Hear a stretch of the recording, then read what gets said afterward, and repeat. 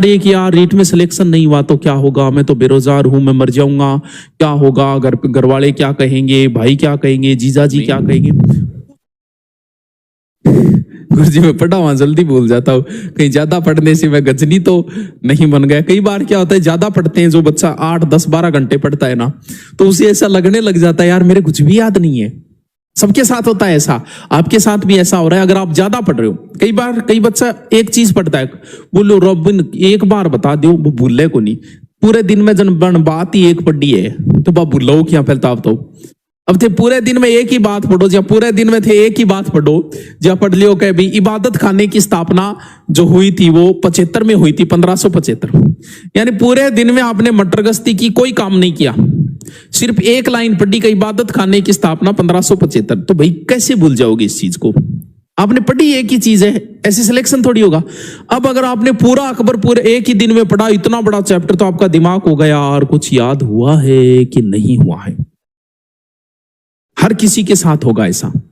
लेकिन अगर आप पूरे दिन पढ़ रहे हो, फिर आप मॉडल पेपर निकालना, आपको पता चलेगा कि हाँ याद तो हो रहा है। अपने आप से कॉन्फिडेंस नहीं ले पाओगे। मॉडल पेपर निकालते वक्त आपको पता चलेगा कि हाँ यार मेरे याद तो हो रहे हो, मैं यही टेंशन ले रहा कि ज्यादा पढ़ रहा हूं तो याद तो को नहीं। पढ़ते जाओ, जो चीज समझ में नहीं आ रही बार बार बार बार। आपको कोई गीत सुना दो ना मैं, वाई दिस कोलावेरी दी, इसको आप सुनोगे ना 50 बार सुन लो, ये आपकी याद हो जाएंगे, भले इसका अर्थ नहीं पता आपको। जिहाल मस्ती मकम्बरन जिस बहाल ही जरा बेचारा दिल है, सुनाई देती है जिसकी धड़कन तुम्हारा दिल या हमारा दिल है। क्यों, इसका कोई अर्थ नहीं बता सकता इसका क्या अर्थ है, लेकिन वो सबके याद है। कारण इसका ये कि इस गीत को हमने कई बार सुना है। तो कई बार हम बार बार किसी चीज को सुनते हैं, सुनते जाओ याद हो जाएगा।